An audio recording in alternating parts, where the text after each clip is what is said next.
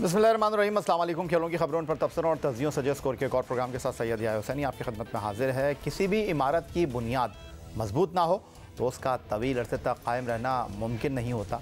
मनसूबाबंदी और हिकमत अमली के तहत कोई निज़ाम तरतीब दिया जाए तो उसके नताइज बाज़ औक़ात देर से ही सही लेकिन अच्छे और बेहतर साबित हो सकते हैं। पहले होम ग्राउंड पर बांग्लादेश से टेस्ट सीरीज़ और फिर इंग्लैंड से पहले टेस्ट में तारीखी नाकामी के बाद पाकिस्तान क्रिकेट बोर्ड में बड़ी तेज़ी से तब्दीली का अमल शुरू हुआ। कौमी टीम इंग्लैंड से टेस्ट सीरीज़ जीतकर 3.5 साल बाद होम ग्राउंड पर कोई सीरीज़ जीतने में कामयाब रही। फिर ऑस्ट्रेलिया के मुश्किल कंडीशंस में 22 साल बाद होम टीम को उन्हीं के मैदानों में वनडे सीरीज़ में शिकस्त दी, मगर फिर पाकिस्तान क्रिकेट टीम की उड़ान धड़म से ज़मीन पर आ गिरी।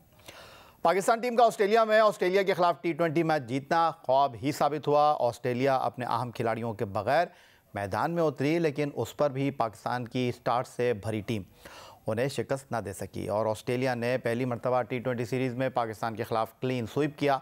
इंग्लैंड के खिलाफ टेस्ट सीरीज़ और ऑस्ट्रेलिया में वनडे सीरीज़ में फतह का सेहरा जिन लोगों के सर था, अब वो इस शिकस्त के ज़िम्मेदार हैं या नहीं, या फिर वो एक तवील मुद्दती मंसूबे के तहत नौजवान क्रिकेटर्स को आजमा रहे हैं। दूसरी जानिब गुज़श्ता चंद माह में टीम मैनेजमेंट और पाकिस्तान क्रिकेट बोर्ड में तब्दीलियों ने भी एक अजीब सी कैफियत का समा बांध दिया है। White ball coach Gary Kirsten ने इख्तिलाफात के बाद अपने ओहदे से इस्तीफ़ा दिया तो अब आकिब जावेद को वाइट बॉल क्रिकेट टीम का अबूरी कोच बना दिया गया है और इत्तलात हैं कि जो साबिक क्रिकेटर्स जिस PCB में नौकरी करके रुखसत हुए उन्हें फिर से कोई जिम्मेदारी मिलने का इम्कान मौजूद है। अब चलते हैं लंदन, जहां वीडियो लिंक पर हमें ज्वाइन कर रहे हैं पाकिस्तान के टेस्ट ऑलराउंडर यासिर अरफात। खुशामदीद कहते हैं यासिर आपको।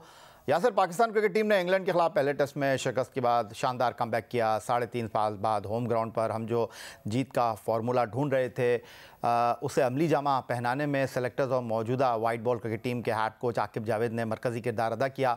आप से हम ये जानना चाहते हैं, बहुत से साबिक क्रिकेटर्स और तजियाकार ये बात करते रहे हैं कि पाकिस्तान टीम के पास बेंच स्ट्रेंथ नहीं है। हर मरतबा नए खिलाड़ियों को शामिल किया जाता है लेकिन उन्हें मुनासिब मौक़े नहीं मिलते।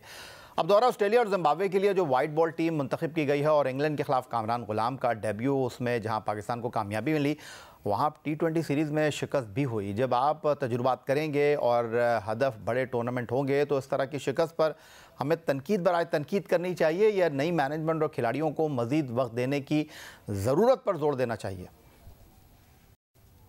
थैंक यू याया। सबसे पहले तो देखिए, जो आपने सवाल किया उसमें सबसे पहले तो आपने नई मैनेजमेंट स्पेशली आकिब जावेद के बारे में पूछा और इंग्लैंड सीरीज़ की जो विक्ट्री बड़े अरसे बाद पाकिस्तान जो तरस रहा था, काफ़ी अरसे से टेस्ट क्रिकेट में जीत नहीं रहा था, तो वो उसमें तो लोग देखें बातें ये तो कर रहे हैं कि जी ये सारा क्रेडिट आकिब जावेद को नहीं जाता। ठीक है, ये चीज़ होती है, इससे टीम गेम होती है आपकी, मगर ये जो डिसीजन जिसमें 2-3 डिसीजन, जिस तरह 2 ऐसे लड़के जो कि घर जा चुके थे, इनको फर्स्ट क्लास की टीमों में नहीं खिला रहे थे और एज का एक फैक्टर लेकर आकर के जी इनकी क्रिकेट ख़त्म हो गई है या इन्होंने प्राइम गुजार ली है, तो ये जो डिसीजन है ये तो मास्टर स्ट्रोक था उनका, आकिब जावेद का। और मैं समझता हूँ कि ये इन्होंने अब 40 विकेट्स में से अगर 2 लड़के आपकी 39 विकेट्स ले लें वहाँ पर, तो ये तो एक कमाल ही है, मतलब, और उसको दाद देनी चाहिए जिस बंदे ने डिसीजन किया। और बाकी आपने बात की कि लड़कों की के लड़के, मैं ये समझता हूँ, देखिए टैलेंट पूल आपके पास अब यही है। ऑब्वियसली आपने सही कहा कि बेंच स्ट्रेंथ पे हमने कभी तवज्जो नहीं दी। ये जो लड़के सारे अभी मौजूद हैं आपके पास, यही रहा सा टैलेंट और यही लड़के हैं और ये अच्छे हैं, बुरे नहीं हैं। प्रॉब्लम कहाँ आती है? प्रॉब्लम वहाँ आती है कि जब आप एक प्लेयर को उसको गलत फॉर्मेट में पिक कर लेते हैं। डोमेस्टिक में जब वो परफॉर्म कर रहा होता है किसी और फॉर्मेट में होता है, जब वो आपको टीम में नज़र आता है तो वो किसी और टीम फॉर्मेट में खेलता हुआ नज़र आता है, उसके साथ साथ उसका नंबर भी नहीं। कल अगर आप देखें कि जो हसीबुल्ला या साहबजादा फरहान को तमाम ही नंबर्स पे खिला दिया गया है अभी तक उनके जो छोटा सा कैरियर है, तो जब आप उनके नंबर्स पे लड़ोगे, 2-3 प्लेयर्स की वजह से आप बाकी लड़कों के जो है नंबर्स को कॉम्प्रोमाइज़ कर देते हैं, तो जिसकी वजह से परफॉर्मेंस नहीं आती। तो बहुत सारी ऐसी चीज़ें हैं कि जिन पे ऑब्वियसली नई मैनेजमेंट, आकिब जावेद या उनकी बाकी भी जो कोचिंग स्टाफ का जो हिस्सा होंगे, वो चीज़ें इन चीज़ों पे नज़र रख रहे होंगे और प्लेयर्स को उनके राइट फॉर्मेट में खिलाएंगे। ये बड़ा इंपॉर्टेंट है किसी भी टीम या उनके प्लेयर्स के लिए। यासिर हमारे साथ लंदन से वीडियो लिंक पर मौजूद हैं। ऑस्ट्रेलिया के खिलाफ वनडे सीरीज़ में पाकिस्तान की जानिब से साइम अयूब, अब्दुल्ला शफीक और बाबर आजम सीरीज़ के टॉप बैटर रहे और बॉलिंग में हारिस रऊफ, शाहीन शाह अफरीदी और नसीम शाह बॉलर्स में टॉपर रहे। लेकिन T20 सीरीज़ में ना पाकिस्तानी बल्लेबाज चले और ना पाकिस्तानी बॉलर रंग जमा सके। बैटिंग में मार्को स्टोइनिस 96 रन बनाकर टॉप पर रहे और बॉलर्स में स्पिनर जॉनसन 8 विकेटों के साथ सरफराज रहे। पाकिस्तान की तरफ से उस्मान खान 59 रन बनाकर नुमाया बैट्समैन रहे। मगर दिलचस्प बात यह है कि सीरीज़ में सिर्फ 2 ही निफ सेंचुरियाँ स्कोर हुई, एक पाकिस्तानी बैटर उस्मान खान और दूसरी मार्कोस स्टोइनिस ने बनाई। मगर ऑस्ट्रेलियाई बल्लेबाजों की अप्रोच में पाकिस्तानी बैटर से वाज़ेह फ़र्क नज़र आया, जिसकी 81 स्ट्राइक रेट में झलकती है। स्टोइनिस ने 195.9, एक जैक फ्रेजर ने 188 और मैक्सवेल ने 164 के स्ट्राइक रेट से बैटिंग की। पाकिस्तान की जानिब से सबसे ज़्यादा स्ट्राइक रेट बाबर आजम का रहा, लेकिन 142.42 के स्ट्राइक रेट से बैटिंग करने वाले साबिक कप्तान बाबर आजम 15.66 की औसत से सिर्फ 47 रन ही कर सके, जिसमें उनका बेहतरीन स्कोर 41 रन रहा। अब पाकिस्तान क्रिकेट बोर्ड ने दौरे जिम्बाब्वे और जनूबी अफ्रीका के लिए शाहिद असलम को बैटिंग कोच बना दिया है। यासिर, टेस्ट मैच में 16 से ज़्यादा इनिंग में बिना निफ सेंचुरी खेलने वाले बाबर आजम को इंग्लैंड के खिलाफ आखिरी 2 टेस्ट मैचों में टीम से ड्रॉप कर दिया गया और अब जो आखिरी एक रोज़ा मैच T20 मैच पाकिस्तान और ऑस्ट्रेलिया के दरमियान बैलरी ओवल होबार्ट में हुआ, वहाँ रिजवान को बाहर बिठाया गया, बाबर को एक और मौका दिया गया। 28 गेंदों पर उन्होंने 41 रन स्कोर किए। लेकिन अब सवाल ये उभर रहा है कि क्या टेस्ट मैच के बाद बाबर आजम मुख्तसर फॉर्मेट की T20 टीम से भी बाहर होने जा रहे हैं? देखिए, ये मुझे भी यही लग रहा है कि जब तक जो मैंने थोड़ी सी देर पहले आपसे बात की थी ना कि टीम कंपोजिशन का, वो उसमें ये भी एक फैक्टर है कि आपके कुछ ऐसे प्लेयर हैं कि जो पास में तो आपकी परफॉर्मेंसेस करते हुए नज़र आए और स्टार भी और रैंकिंग्स में भी अच्छे लाए, मगर अब जो टीम की कंपोजिशन जो बनती है, जो फॉर्मेशन बनती है, दूसरी टीमों को देखते हो। देखिए, अब ये ऑस्ट्रेलिया की आपने भी कहा, तमाम ही लड़के, 3 लड़कों या 4 लड़कों को निकाल के सारे ही लड़के उनके नए थे। वो जिस तरीके की क्रिकेट खेलते हैं from the very first ball, आप उनके प्लेयर्स को देख लें और उनकी अगर आप ओपनिंग पेयर देखें, उन्होंने कंसिस्टेंसी रखी। उन लड़कों को अगर सिलेक्ट किया था इस सीरीज़ के लिए तो उन्होंने चेंज नहीं किया। वेरज हमारा तो, मैं तो सरप्राइज था कल, जिस तरह रिजवान को जब कप्तानी आपने ली, आपको मिली जिस तरीके से भी मिली, आप किस तरह तीसरे मैच में देखिए एक एक विक्ट्री मैटर करती है आपकी, तो आपने किस तरह खुद अपने आप को एक की प्लेयर, ये भी एक सवाल बनता है बहुत बड़ा सेलेक्टर से भी और इनसे भी कि क्यों बैठे। अगर वो इंजर थे तो वो बताया जाता। और उसके बाद ये है कि बाकी अब देखें, मैं हमेशा ये बात करता हूँ कि हम लोग दूसरी ममालिक की टीम के बनिस्बत बहुत पीछे क्रिकेट अब खेल रहे हैं। अभी भी ऑस्ट्रेलिया को देख लें, इंडिया को देख लें या फिर साउथ अफ्रीका को देख लें, तमाम ही टीमें जो हैं वो रीवैम्प टू अभी जो वर्ल्ड कप खत्म हुआ है T20 का, उसके बाद इंडिया ने भी अपने अपने स्टार प्लेयर्स से, खुद क्रिकेट बोर्ड ने भी उनसे बात की होगी, मगर ये एक प्लेयर्स को भी अपना जो है कैरेक्टर शो करना चाहिए कि वो अगर समझते हैं कि उनकी टीम में जगह नहीं बनती तो उनको साइडलाइन हो जाना चाहिए। विराट कोहली, रोहित शर्मा की एग्जांपल है। आप स्टीवन स्मिथ को देख लें ऑस्ट्रेलिया के, जो रूट ने काफी पहले T20 छोड़ दी, तो इसमें कोई बुरी बात नहीं है। आप एक फॉर्मेट को या 2 फॉर्मेट को पिक करके और उस पर कॉन्सेंट्रेट करें और अपनी परफॉर्मेंस पे कॉन्सेंट्रेट कर सकते हैं। ठीक हो गया जनाब। Test allrounder Yasir Arfat London से वीडियो लिंक पर हमारे साथ मौजूद। पाकिस्तान क्रिकेट टीम ऑस्ट्रेलिया के दौरे के बाद अब निस्बतन आसान सीरीज़ खेलने के लिए जिम्बाब्वे जा रही है, लेकिन वहाँ हम अपने अहम खिलाड़ियों के बगैर मैदान में उतरेंगे। लेकिन कोच का नया तजुर्बा हम करने जा रहे हैं और गैरी कर्स्टन की अदम मौजूदगी में जेसन गिलेस्पी ऑस्ट्रेलिया में हमारी ड्रेसिंग रूम में बतौर कोच मौजूद थे, जो अब दौरे जनूबी अफ्रीका के 2 टेस्ट की सीरीज़ में कोच तो होंगे, लेकिन जनूबी अफ्रीका और जिम्बाब्वे में वाइट बॉल टीम की कोचिंग की जिम्मेदारी आकिब जावेद को मिल रही है। इस पर भी गुफ्तगू करेंगे और भी मौज़ूआत हैं, लेकिन सब कुछ एक ब्रेक के बाद।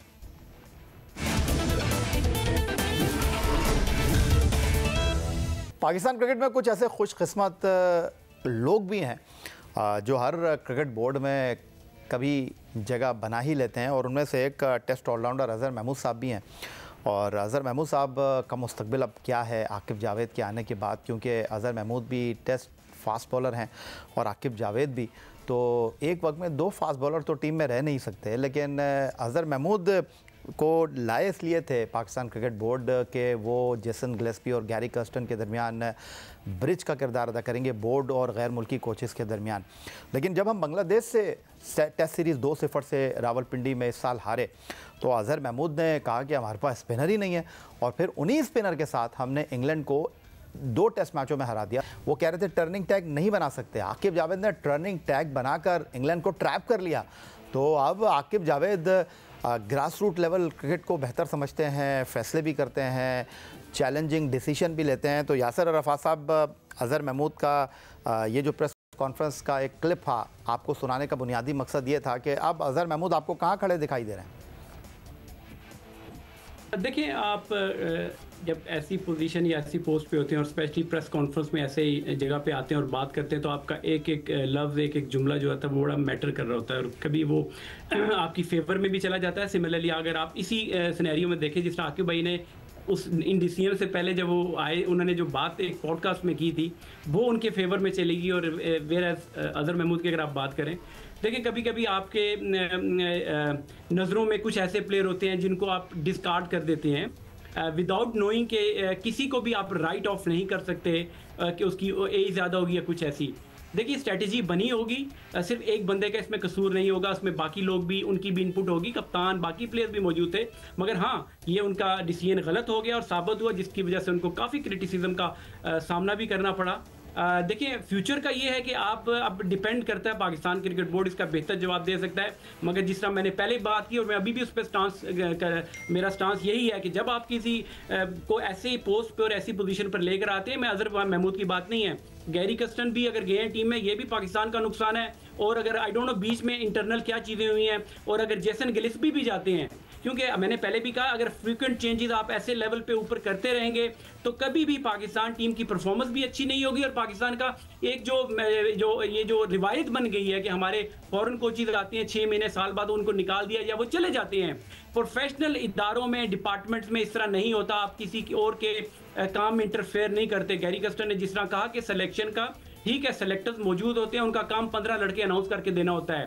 11 की मैं अभी भी कहता हूं कि 11 जो टीम बनती है वो कोच का और वो कप्तान जो जगह पर होता है, ग्राउंड में पोजीशन पे होता है, ये उसका काम होता है। तो ज़्यादा इंटरफेरेंस भी नहीं अच्छी होती। आपका अगर एक चीज़ अच्छी हो रही है तो कोशिश ये करनी चाहिए कि आपको उसी पे फोकस करना चाहिए, बजाय कि जिस तरह आपने पास में देखा होगा कि चेयरमैन साहब जब पिचेस में भी इन्वॉल्व होते थे, पिचेस के बनाने में भी, टीम सिलेक्शन में, डोमेस्टिक में भी जाके लोगों को बातें करते थे, तो इस एक चेयरमैन का काम नहीं होता। सिमिलरली अभी भी मैं कहता हूँ कि सिलेक्टर्स का काम सिलेक्ट करना है टीम, कोचेस का काम है कोचिंग करना। तो ये क्लियर मेरी तरफ से मेरा ये है मैसेज। अच्छा यासिर, मेरी आपसे कुछ दिन पहले बात हो रही थी और जब मोहम्मद हफीज़ आपको लेकर आए थे न्यूजीलैंड के दौरे में वाइट बॉल टीम के साथ, तो आपने कहा था कि यार मैं आऊँगा तो फिर मैं NCA भी जाऊँगा और वहाँ पर काम करूँगा। ऑफ सीज़न असल में काम करने का मज़ा है, लड़कों को देखने का मज़ा है, उनको टास्क देने का मज़ा है। तो ऐसी सूरत हाल में अगर मैं आपसे पूछूं कि आप सोच रहे थे, लेकिन बहरहाल फाइनल अथॉरिटी तो क्रिकेट बोर्ड है ना, अब क्रिकेट बोर्ड जो आपसे काम लेना चाहे, आप कुछ सोच रहे हैं, क्रिकेट बोर्ड कुछ और चाह रहा है, तो ऐसे में फिर मैं आकिब जावेद के साथ खड़ा हूँ। क्रिकेट बोर्ड ने आकिब जावेद को कहा कि जी आप टीम को ज्वाइन करें, तो आकिब जावेद क्या करें? देखिए इसको मैं इस तरह कहता हूँ, हम लोग हमेशा बात करते हैं ना कि मुश्ताक अहमद, सकलैन मुश्ताक, ये जो बाकी कोचेस बाकी मुल्कों में जाके काम करते हैं तो वहाँ ठीक, और हमारे मुल्क में आते हैं, तो ये डिपेंड करता है इंग्लैंड क्रिकेट बोर्ड किस तरह यूटिलाइज करता है किसी भी कोच को। जीतन पटेल न्यूजीलैंड के, मैकलम जिस तरह कर रहे हैं, सिमिलरली पाकिस्तान भी ये डिपेंड करता है कि आप यूटिलाइज, आप देखिए मैं आपको या मैं आपके इदारे में आ जाऊँ, आप मेरे हाथ बांध दें और मैं अपना पोटेंशियल जो मेरे में अगर कोई टैलेंट है तो मैं शो ही ना कर सकूँ, तो ये तो वही होता है कि आप क्रिकेट बोर्ड में लड़कों को ले तो आते हैं, मगर आप उनको जब अथॉरिटी नहीं देते या आप उनको काम नहीं करने देते, ये यहाँ पे प्रॉब्लम आती है। और देखिए जब आप ऐसी बड़ी पोस्ट पे लोगों को लेकर आते हैं तो कमिटमेंट आप उनको दे लें। अब मेंटोर्स की बात देख लें, अभी 5 मेंटोर्स आपने लिए और कोई चैरिटी वर्क हो रहा है, कोई कौन से फंक्शन में जा रहा है, कोई खेल भी रहा है अभी, तो इस तरह के डिसीजन आपने जो किए हैं, तो इन चीज़ों को आप अपने आप को बेहतर करें। आपके एज अ क्रिकेट बोर्ड एक हायर अथॉरिटी बॉडी बनकर जब लोगों को लेकर आते हैं फिर उनसे काम करें, उनको यूटिलाइज करें। अब यही बिल्कुल आपने सही बात की। देखें ये जो काम होता है फिटनेस का, स्किल लेवल का, ये ऑफ सीजन होता है, ये थ्रू आउट द ईयर होता है। प्लेइंग टाइम में तो आप उनको टच नहीं करते, बाद में जिस तरह मैंने पहले भी बात की थी कि आप जो रिपोर्ट पाकिस्तान के मैनेजर या कोचेज क्रिकेट बोर्ड को रिपोर्ट देते हैं, उसके बाद जो कोचेज काम कर रहे होते हैं एकेडमी में जूनियर लेवल पे, ये उनका काम होता है और ये देखना भी यही होता है कि वो इस काबिल हैं कि उन लड़कों के ऊपर काम कर सकते हैं। ये एक बहुत बड़ा सवालिया निशान है। चले, मैं तो सवाल सोच रहा था आपसे करने के लिए, आप मुझे खुद ही वहाँ पर लेकर आ गए। वक़ार यूनुस, मुश्ताक, सकलैन मुश्ताक, मिसबाह उल हक, शुएब मलिक, सरफराज, कैसे लग रहे हैं ये मेंटोर आपको? आपको लग रहा है कोई डिलीवर करेंगे ये? देखिए, डिलीवर तभी करेंगे कि ये ज़्यादा से ज़्यादा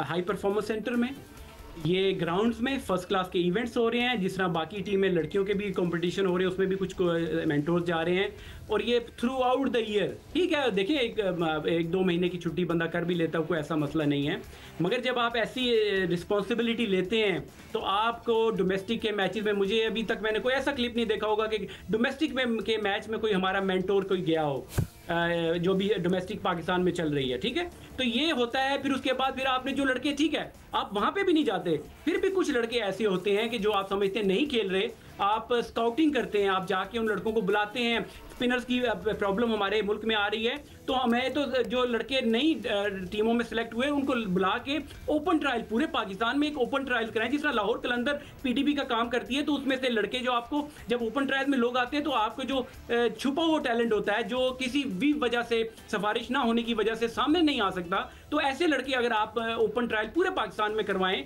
ये जो मेंटोर्स का काम है, उनको फिर हफ्ता 2 हफ्ता या महीने का काम उनके साथ करें, तो ये छोटी छोटे स्टेप्स अगर करेंगे तो फिर मैं समझता हूं कि डिलीवरेंस होगी, अदरवाइज नहीं होगी। अच्छा, आखिरी 2 सवाल अब यासिर आपसे। आपने लाहौर कलंदर की बात की, तो मुझे बताइए लाहौर कलंदर के साथ आकिब जावेद ने जिस अंदाज में काम किया, समीन राना, आतिफ राना ने उनको फ्री हैंड दिया। बहुत सारे लोग कह रहे हैं कि जी वो फ्रेंचाइज थी, ये क्रिकेट बोर्ड है, इनका एक अपना निज़ाम है, वहाँ तो 2 लोग फैसले कर रहे थे, आकिब जावेद को उन्होंने फ्री हैंड दिया हुआ था। वाकई ऐसा है या आपको लगता है कि नहीं जी आकिब जावेद जो है वो डिलीवरी देंगे? नहीं, बिल्कुल यही है, रीज़न ही भी यही बना कि आकिब जावेद के पास फ्री हैंड था, और उनको जो भी उन्होंने मेरे ख्याल से ट्रायल्स करना चाहा, टूर्स करने चाहिए। शुरू में ऑस्ट्रेलिया के टूर्स होते थे, फिर जिम्बाब्वे में एक कंपटीशन हुआ, फिर अब पाकिस्तान में भी ये लोग इवेंट्स कराते रहते, तो मेरा रीज़न यही हुई है। देखिए, जब कभी आप किसी काबिल बंदे को किसी भी इदारे में लेकर आते हैं, तो आप उसको बताते नहीं हैं कि आपने ये करना है, वो आपको फिर बताता है कि मैंने ये, मेरा ये माइंडसेट है, ये मेरा एक्सपीरियंस है और मैं ये करना चाहता हूँ। तो इस माइंडसेट से आप लोगों को लेकर आएं और उनको पूरा मौका दें। आपने लाहौर कलंदर की बात की, मैं पाकिस्तान क्रिकेट बोर्ड की भी बात करता हूँ कि जब आप लोगों को लेकर आते हैं और फिर उनके आप हाथ बांध देते हैं। मैंने पास में भी सुना, मैंने बल्कि जो पास में पाकिस्तान क्रिकेट बोर्ड में लोगों ने काम भी किया, तो मेरा भी उनसे ये सवाल होता था कि आपने 2-3 साल हाई परफॉर्मेंस सेंटर या पाकिस्तान टीम में आप रहे, तो आपने, मैंने कोई हार्डली सुना होगा कोई स्किल का कैंप लगा होगा या कोई इस तरह की चीजें हुई होंगी। तो कहते थे कि हमें क्रिकेट बोर्ड की तरफ से फाइनेंस का इशू होता था, बॉलों तक हमें मांगने के लिए प्रॉब्लम होती थी। तो इतनी छोटी छोटी बातें जब ये हायर लेवल पे अगर हो रही हैं, तो आप फिर अंदाजा लगा सकते हैं कि जिस तरह पाकिस्तान की डोमेस्टिक, जूनियर या क्लब क्रिकेट हो रही है, तो उसमें फिर ये प्रॉब्लम्स आती रहेंगी। और आखिर में जाते जाते यासिर ये पूछूंगा कि बहुत सारे लोग कह रहे हैं कि कहीं आकिब जावेद मिसबाह उल हक ना बन जाएं, क्या वाकई ये सोचना ठीक है? क्योंकि अगर आपको याद हो 4 साल पहले जब एहसान मानी क्रिकेट बोर्ड के सरबराह थे, तो उस कमेटी में मिसबाह उल हक मौजूद थे जो कोच का इंतखाब कर रही थी, और इंतखाब से 2 दिन पहले मिसबाह उल हक ने उस कमेटी से रिज़ाइन दिया, खुद जाकर उनको जो है इंटरव्यू दिया, और वो पाकिस्तान टीम के हेड कोच भी बन गए, बैटिंग कोच भी बन गए, चीफ सेलेक्टर भी बन गए, और फिर क्रिकेट बोर्ड ने उनको ऐसे ही निकाला जैसे रखा था। देखिए, ये रिजल्ट्स मुतयन करेंगे कि ये सारा, जिस आपने भी कहा कि रिजल्ट लोग जीत मांगते हैं, रिजल्ट ओरिएंटेड गेम है, तो अगर तो रिजल्ट्स इनकी फेवर में जाएंगे तो ये इनके लिए अच्छा होगा, मगर अगर हारते हैं तो क्रिटिसिज्म इन पे होगा और इनको तैयार भी रहना चाहिए। जिस तरह लाहौर कलंदर में पहले 2-3 साल बड़ा क्रिटिसिज्म इन पे हो, मगर वो अपना सर नीचे करके काम करते रहे। और मैं फिर भी यही कहूँगा कि आकिब भाई की अगर कहीं ज़्यादा अफादियत है पाकिस्तान क्रिकेट बोर्ड में, तो वो एक ऐसा, क्योंकि ट्रस्ट उनका डेवलप हो चुका है Pakistan cricket board, specially chairman साहब के साथ मेरे ख्याल से उनकी इतनी अंडरस्टैंडिंग है कि वो उनको ये चीज़ मनवा सकते हैं कि वो बिहाइंड द सीन रह के ज़्यादा बेहतर पाकिस्तान की, शॉर्ट टर्म नहीं, क्योंकि जिस तरह आप देखें ये वो वाहिद क्रिकेटरों में से हैं कि जो क्रिकेट छोड़ने के बाद स्ट्रेट अवे कोचिंग में आए और उन्होंने एक थ्रू प्रोसेस जूनियर लेवल पे काम किया। तो ये बेहतर जानते हैं कि पिचेस का और जो सिलेक्शन और इस तरह की चीज़ें, जो नेपोटिज्म या जूनियर लेवल पे लोगों के साथ ज्यादतियां होती हैं, तो वो इसको बेहतर समझते हैं। अकेडमीज इन्होंने मुदस्सर भाई के साथ मिलकर चलाई। तो मैं ये समझता हूं कि उसी वजह से पाकिस्तान की क्रिकेट में आपको बेंच स्ट्रेंथ मिलती थी कि नीचे से लड़के आ रहे थे। अब वो जो यही वजह हुई कि ये लोग वहां पर काम नहीं कर रहे, जूनियर क्रिकेट सफर कर रही है और आपकी बेंच स्ट्रेंथ नहीं है। तो अगर ये बिहाइंड द सीन रह के, मैं समझता हूँ ये काम करते रहें और ये पाकिस्तान की लॉन्ग टर्म के लिए, ये 2-3 महीने का टूर ठीक है, चैंपियन ट्रॉफी गुजर जाएगी, मगर अल्टीमेटली एक अच्छे बंदे को अच्छी जगह यूटिलाइज करना, यही मोहसिन नकवी का अभी कमाल होगा। बहुत शुक्रिया आपका टेस्ट ऑलराउंडर यासिर अरफात साहब, काफ़ी अर्से बाद आप हमारे इस प्लेटफॉर्म पर आए, बहुत शुक्रिया आपका। यही आज का हमारा ये प्रोग्राम था। आप एक्स अकाउंट पर हमें फॉलो कर सकते हैं, हमें ईमेल कर सकते हैं, अपनी राय से आगाह कर सकते हैं score@jio.tv पर। इस दुआ, इस उम्मीद, इस तवक्को के साथ कि पाकिस्तान में खेल और खिलाड़ी तरक्की करते रहें, सैयद याहिया हुसैनी को स्कोर की पूरी टीम के साथ अगले प्रोग्राम तक के लिए इजाज़त दीजिए। अल्लाह हाफ़िज़।